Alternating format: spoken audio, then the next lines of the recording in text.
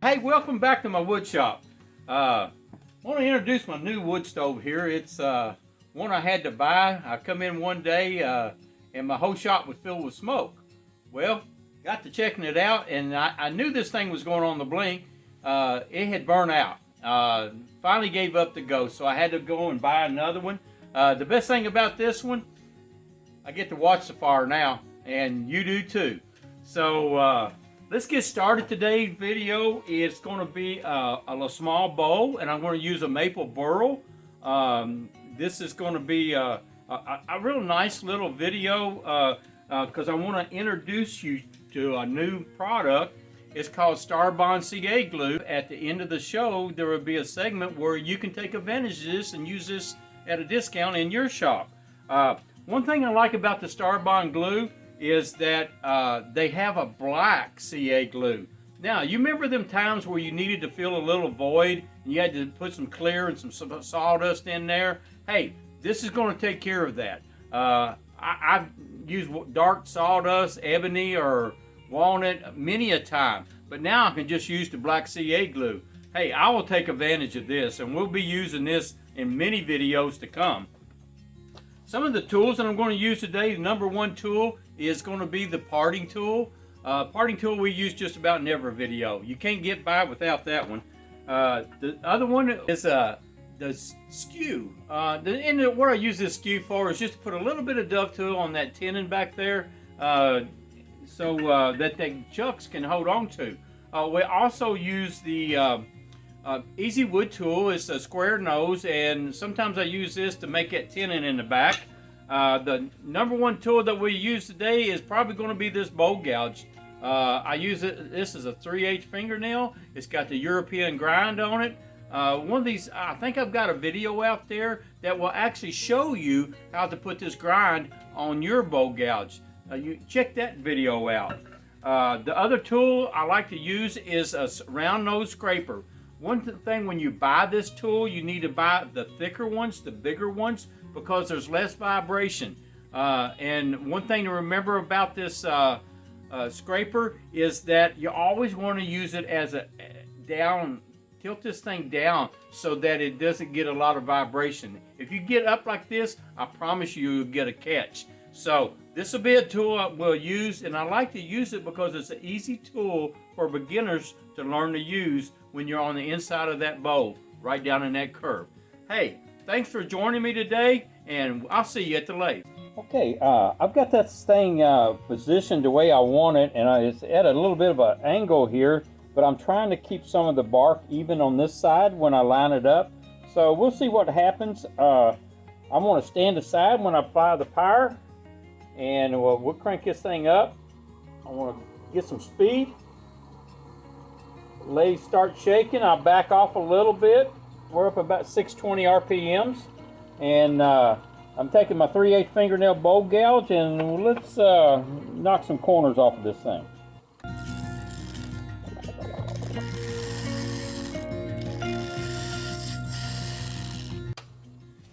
Okay, stop and take a look at it. Always tighten everything up, make sure everything is staying where it's supposed to be. Got a couple more spots there. There's a flat spot there, one up there. So let's do it again. Slide my tool rest in. That way you get less vibration. Okay, I got her cranking about 800 RPMs right now.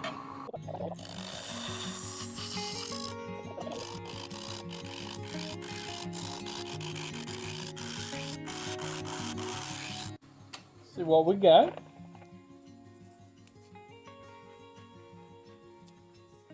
Tell you what, these burls get hard. This thing's probably been laying under my bench for about 10 years. I want to take my chuck. I want to take this thing in. Since I've got working on a small piece, I'm going to take this thing in a little bit, and we're going to put a tin in, and I'm going to show you how to measure for that. The first thing we're going to do is that we want to take right here, and we want to take on the inside of that and get that measurement right there. So I want to turn the lathe on, and I'm going to take and mark it. So right there is how big this tenon needs to be.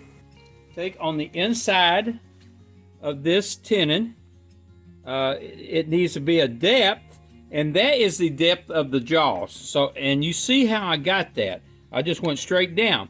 But now, I do not want the bottom of this to bottom out down inside these jaws. So I'm going to take that and make it a little bit shorter, and usually about an 1/8 inch.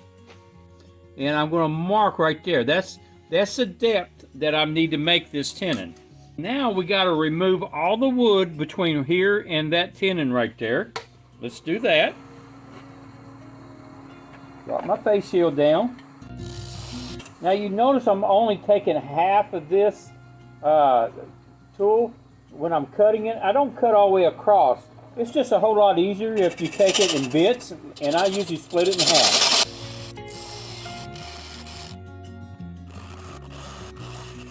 Now I want to come in here with my skew, and I just put my tenon on there. Now before I take it off and turn it around, put it on the chuck, I just want to round this back end of this corner right here. All I'm doing right here is just getting rid of some material because it's a little bit easier to do it in this position. I do not want to finish the outside of the bow with this bow mounted up like this.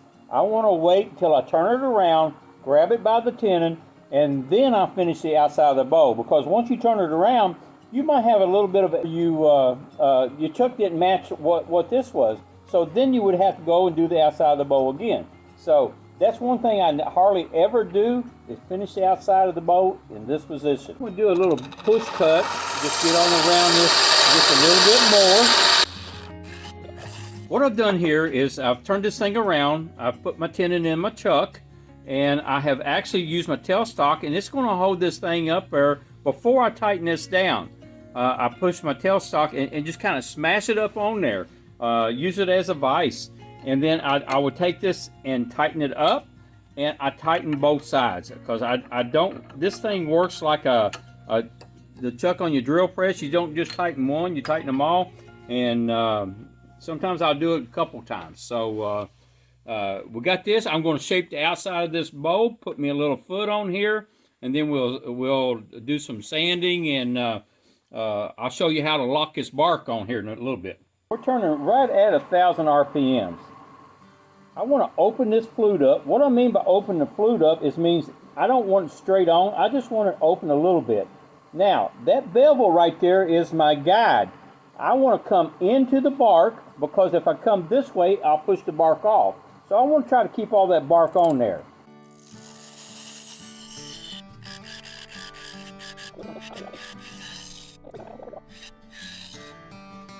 I don't have a lot of tear out. There's some knots and stuff going on there. That grain's going every which way, but actually that looks pretty darn good.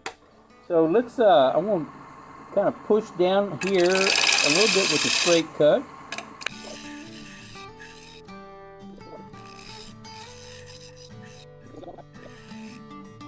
Yeah, that looks really good. I got a couple little tool marks right there on that high wing. So let's try to get that out.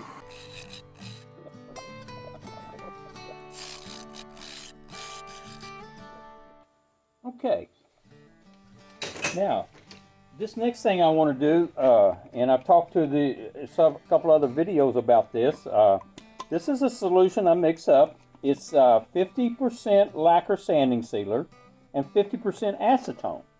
And what this does is the lacquer sanding sealer will go in here, and especially if it's a green piece of wood, you can actually fill the pores of that wood, so when I put my CA glue around here, that it won't leave glue lines in your white part of the wood. This does help.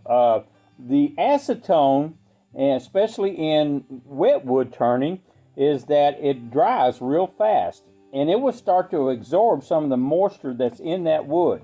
So I got two things going on here, and that's why I mix this 50-50. I want it to be good, and start drying that out with the acetone and fill the pores up at the same time. And all you do is just take a brush and just coat this on there. Take some of this and just kind of dab it around the top of it, because we're going to coat this with CA glue here in a little bit, as soon as it's dry. This burl here is just a little bit dry, because it's been been under my bench here for a long time. But if this was a green piece of wood, there's a lot of times that you will have some real soft wood.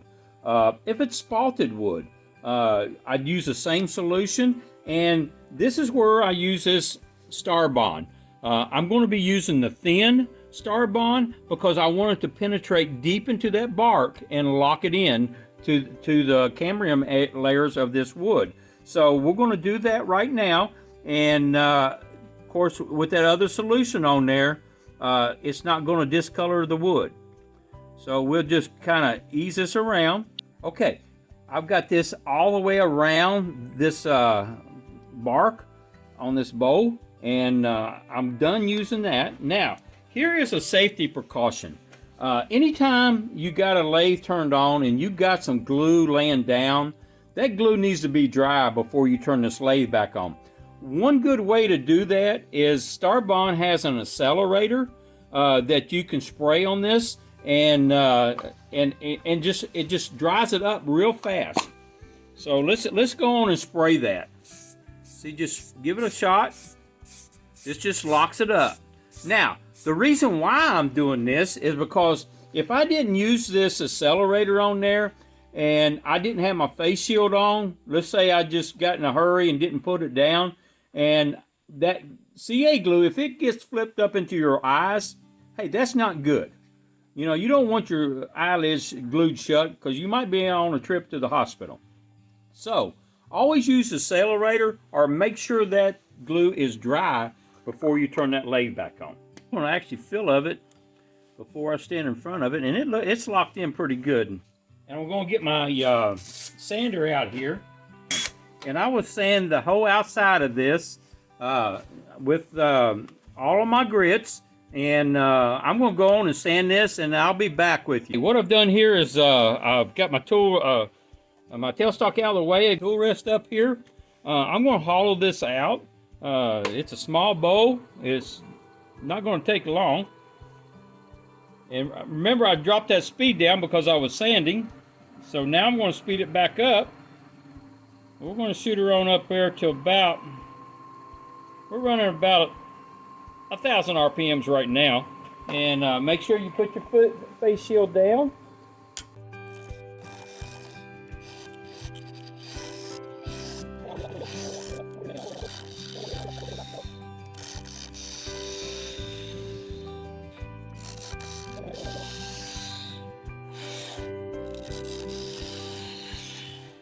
I want to explain what I'm doing here with this tool is that I'm focusing on this bevel, and I want the bevel to follow the contour of that outside of that bowl. So in my mind, I'm going in, and then I've got the flute where it's just barely open, and what I mean by open is turned just a little bit. Can you see that?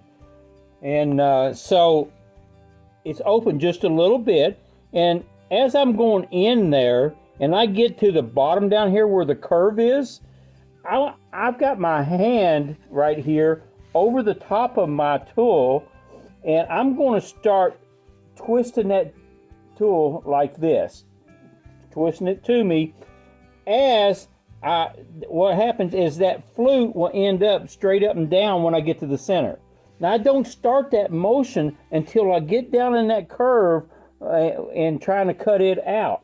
That allows you to escape and go right to the center. Now that's what I've been doing, and this takes practice, and it's something that you want to just practice on.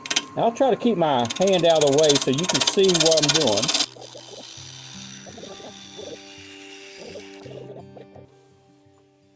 And see, that's a pretty smooth cut all the way down from the outside to the inside.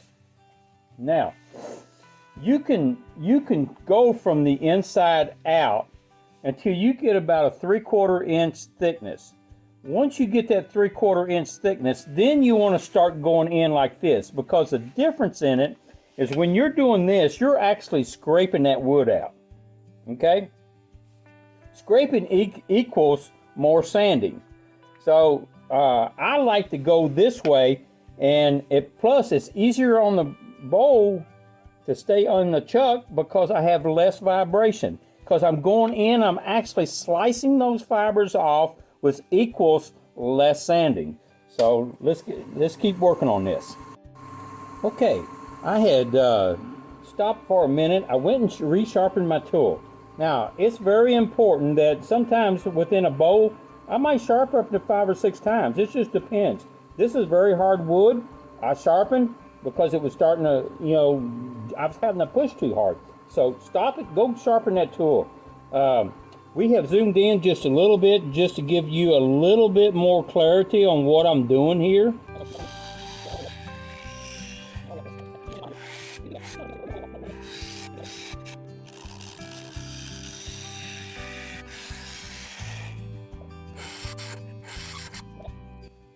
Pick up my depth gauge again. I go back and I want to actually see how much I took off. Actually, we are right there. I want to take my lacquer sanding sealer and acetone. Throw some sawdust down here on my lathe because I don't, just kind of protect it a little bit. Usually lay a rag or a towel across there. The lacquer sanding sealer and acetone, and I want to come in here and I just want to coat this because I'm going to lock this bark down again on the inside. I know we did it on the outside, but this way it really helps, especially on wet wood. This here is real thin bark on this Burl, so it probably wasn't going to go anywhere anyway. But I still like to do this because this allows me to fill up some pores in there and then sand. And if there's any moisture in that wood, it starts to suck it out. Okay, again, I got to use the thin Starbond glue, and I come in here and I just start locking this bark down. Just go all the way around it.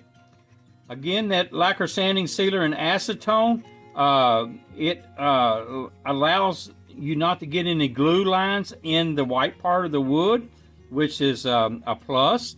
But I tell you what, if you lock this bark down and you drop this bow, you're going to have more of a chance for that bark not to come off. That bark can get very, very fragile. So I got it locked in all the way around. The next thing I do is, what was it? I want to take the accelerator and I want to shoot that. And shoot it all the way around, lock that in. That way, I let it sit there a minute, and because when I turn that lathe on, I don't want that coming up in my eyes. The first thing I do is I go in here and I will check and see if I got any tool marks. Actually, this looks pretty good. There's one right there. So without turning the lathe on, I can sit here and I can get rid of those real easy right now. This is the best time to do that. I'm going to go on and sand off camera, and then I'll come back in and we'll take a look at this.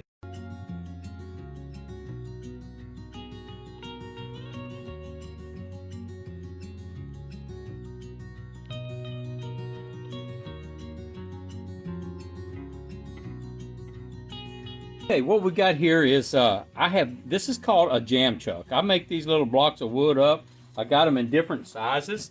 Here's a bigger one. I got them long, short, skinny, round, just different sizes that fit different size bows, deeper bows. I've got some for vases. You probably see me use one on one of those videos. So this is a gorgeous little bow. So right now what we got to do is take this tenon off right here. And how I do that, I got the jam chuck. I got a piece of neoprene. This is a rubber mouse pad, this one here, and it makes a really good backing to keep you from scratching up the inside of the bowl because you've already sanded it, and you do not want to go back and mess with that. So this will help you keep from marring up the inside. So we're going to put it on the jam chuck, and it exactly what it says. We're going to jam it right up on the lathe here, and that is turning pretty darn true right there. Put a little bit of pressure on it. You don't want to put a lot of pressure on it. Just like that. Slide the tool rest in here.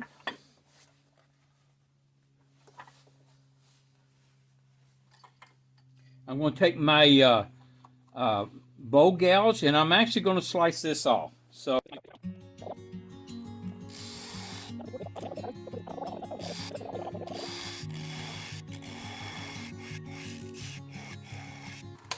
okay, I stop the lathe. I look at this thing.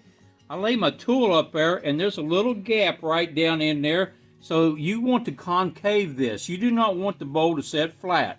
So I always concave them. That way, if the wood always moves, and if it's concaved in there, it'll pretty much always set flat. If you got it just flat across the bottom, that wood moves a little bit, that bowl may have a tendency to rock down the road. So this is always a good practice. Now I will take my Japanese saw, and I will actually just cut this off.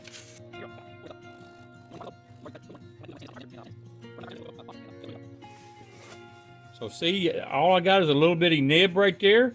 I can take that 120 grit and work that out. Show you how I do that, just like this.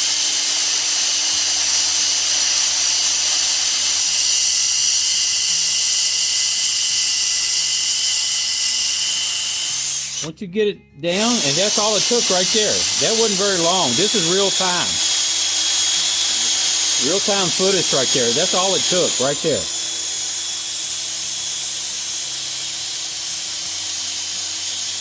Okay, and I'll work through my grits like that. I'll take it over there to the wood burner, and I will sign my name, date it, and this thing's ready to spray. Hey, thank you for watching this video, and I had mentioned that I would talk a little bit about this promotion on the Starbond, and I'll be right back with that. I want to thank Starbond for providing us with these glues today. They been really helpful. One thing that they got is they got black glues. It comes in a medium and medium to thick glue. A lot of times you'll get a bark inclusion that you want to really dress up, and you can take this black and put in there, and it'll look just like bark when you get done. That is a plus. Before, we would take the clear glue and we'd actually put some sawdust in it and kind of make our own dark glue to do that. That's how I used to do it. But with this black, hey, this is going to change everything. With the clear glues, they got thin, which is the one that we use today to glue this bark down. You've seen that in the video. And they have a medium, and then they also have a thick in the clear. Now, these clear glues are used a lot. I've used clear glues for years. I've used Starbond, and Starbond's been one of my favorites all along. One thing I really like about their glues is that in the package, they give you an extra tip. If you've used CA glue at all, you understand what I'm talking about, because that tip always gets messed up.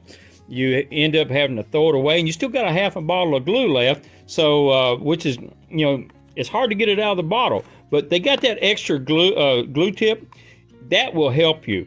One thing that they also have is they have a little syringe right here that will actually go on top of there, and you can actually get down in little crevices right there and use it to glue up things. This will come in handy. I cannot tell you how many times I could have used this little tip, and it comes in the package. So this is a bonus. Take advantage of it. Starbond is a good product. They also have the accelerator. This is a very important part of the CA glues, because this will lock that glue up really hard, really fast. That way, you never want to turn that lathe on and flip that glue up into your eyes. Use the accelerator. It is a plus. The one thing that you can do is that we have a description at the bottom down here. You want to go in there and look for the coupon code, and you also want to look for the link to their website. If you'll use that coupon code, it will give you 10% off. Go on and do that if you need some glue, because that helps our channel out. Thank you, and I'll see you on the next video.